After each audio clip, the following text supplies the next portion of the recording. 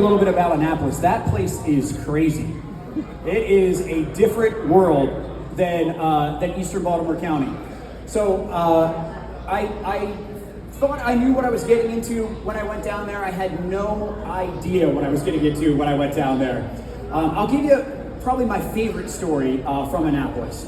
So we passed a lot of bills. Kathy went through some of them, but one in particular that came through my committee that was pretty interesting. So I got appointed to the Environment and Transportation Committee. So my committee does a lot with roads, does a lot with anything dealing with the Department of the Environment, Department of Natural Resources, all those sorts of things. So we have been working a lot on electric car and truck bills. So we passed a bill this year that's going to mandate all trucks are going to be electric in a couple years. By 2027, 40% of new trucks sold in Maryland, new heavy trucks. So I'm not just talking about like a pickup truck, I'm talking about a tractor trailer, have to be electric in just a couple years. So of course we asked the question, how's that going to work?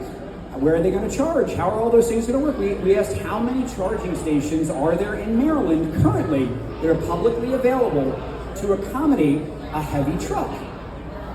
Anybody have a guess how many charging stations there are in Maryland? You're being very generous. There are exactly 0 currently right now that can accommodate a heavy truck. Exactly 0. So within 3 years, we're going to equip all these areas with charging stations to accommodate these trucks, because it's not the same kind of charging station that you would plug a Tesla in or something like that. It's a very different conversation. That's only one of the problems. The other problem, we have a lot of farmers that come in front of our committee because they're hauling livestock and things like that, right, with trucks. So the average range on one of these trucks currently, on one of these electric heavy trucks, is 80 miles. So if you're going from here to Ocean City and back, I hope that someone's got a diesel generator to get you back across the Bay Bridge, because you won't make it. So of course we brought that up. You know, if you got a load of chicken, what are you going to do when you're like halfway down the road and you can't get it to where it needs to go? So the response was, has anyone ever heard of the Pony Express? So for anyone who doesn't remember how the Pony Express works, the Pony Express, they would position horses along the Pony Express, and when one horse got tired, you would get onto another horse, and you would then ride that horse to however long you needed to, or until that horse got tired. So one of my colleagues suggested that small family farms just position tractor trailers all along the route every 80 miles or so, and they can just unhook the trailer, hook up to another tractor, and just keep on going down the road. Now, the average tractor, currently diesel powered, it's about, when you're talking about long haul trucks, it's about $250,000, right? About 250,000 or so, somewhere in that ballpark. These electric vehicles are 4 times as expensive. So we're talking anywhere between maybe $800,000 and $1 million currently per tractor. So the solution was, let's just have a small family farm, have several $1 million tractors positioned along the roadway. Of course, they can't charge because there's no charging stations for them, but just positioned along the roadway, and they'll just hook up and they'll just keep on going along. And that, my friends, is my best example of Annapolis logic for you. That is how it works down there. You know, Kathy can tell you about a debate on the floor that she had this year with someone from Southern Maryland, a colleague from St. Mary's County of Matt Morgan. They were debating rates for electricity. And so the conversation was, let's raise everyone's rates, or I'm sorry, not raise everyone's rates, let's raise the fee for this thing called RGGI, which is a regional greenhouse initiative, which other states are participating in. So we raise the amount that you have to contribute to RGGI that the state does or that the utilities do. And then this guy says, well, it's not going to have any impact on consumers. It's just going to come out of the company's profits. And Kathy said to the guy, yeah, but what's going to happen? Like, they're not just going to absorb that. What's going to happen? Oh, no, it's just going to come out of profits. They won't affect ratepayers whatsoever. Of course they won't pass these costs along to the ratepayer. And I believe that this guy actually believes that. And so that's what we're dealing with in Annapolis, unfortunately. So there are days where it feels like you're just banging your head against the wall because some of these folks are just totally out of touch. But that is what we're fighting for, and we're fighting hard. Now, I will say I learned one other thing this session.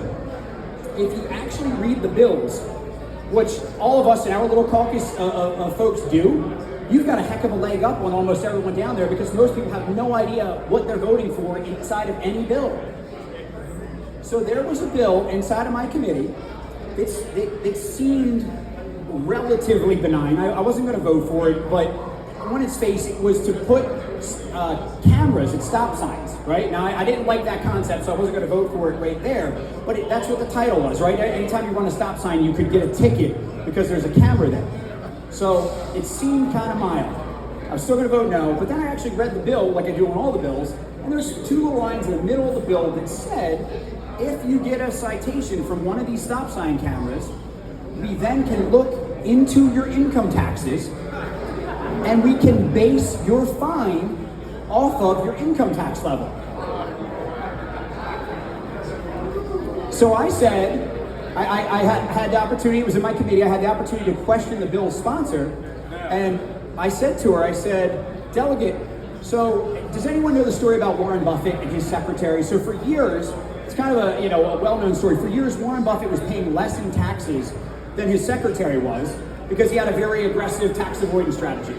So I said to this delegate, I said, well, what about Warren Buffett? What happens like if he and his secretary get pulled over with one of these cameras? Are you comfortable with a billionaire paying less for a fine than his secretary would be? And she's like, what do you mean? I said, well, people have very aggressive tax avoidance strategies sometimes that are very rich. Are you okay with a billionaire paying less? Well, of course not. I said, well, you have no idea what you're putting into law. But that's the mindset down there. That's what we're dealing with down there, and that's why all of you being here is important, right? Because everything that we do is not only for this district, but folks like Kathy and I and Matt and Mark and others are trying to grow the bench, because that's the only way that we can make an impact down there, is to have more like-minded folks that actually read the bills and understand that it's money doesn't come from unicorns, or it's not pixie dust in the air, right? But that is the mindset down there. So I appreciate everyone coming out. We did have, I was able to have some victories despite some of the craziness down there. I did get my first bill passed, so I got a bill passed, which is our colleagues can tell you it's no small feat for a Republican to get a bill passed in Annapolis. It's very hard, even on common sense stuff. So I got a bill passed. You wouldn't believe it, or maybe you would. I didn't believe it, but volunteer fire departments in Baltimore County were paying property taxes on some property that they own. Volunteer fire departments. So we got a bill passed that now allows volunteer fire departments to not pay property tax on additional lands that they own. So for volunteer fire departments in this area, like Middle River or Bully's Quarters, for instance, it saves about $10,000 a year out of their budget in property taxes. So, it's not enough to say build a new firehouse or to buy a truck, but that's a piece of equipment for the firehouse every year for them. So it was a big victory. You wouldn't believe that there are actually people that fought against that. There are actually people that want to tax volunteer fire departments. There was a senator from the west side of Baltimore County that was fighting against that bill. So that's kind of some of the stuff that we're dealing with there. We also, Kathy and I had some great local victories.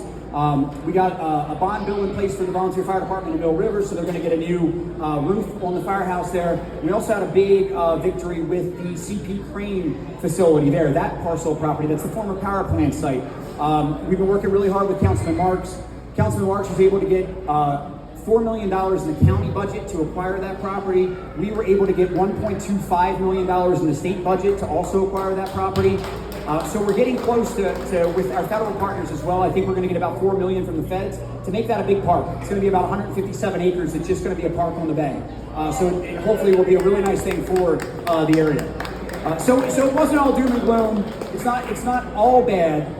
But there's a lot of not good. And so the only way that we can address that is by things like this, right? By having folks supporting and helping us grow the team in Annapolis. And that's what we're going to do.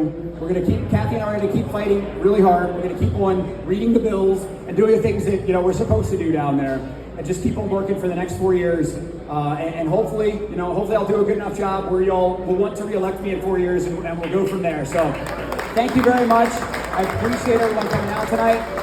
Thank you to my colleagues that came a very far distance. Thanks, guys. I appreciate it. Thank you again. Have a great time. Drink up, eat up. Have a good time, guys. Thank you.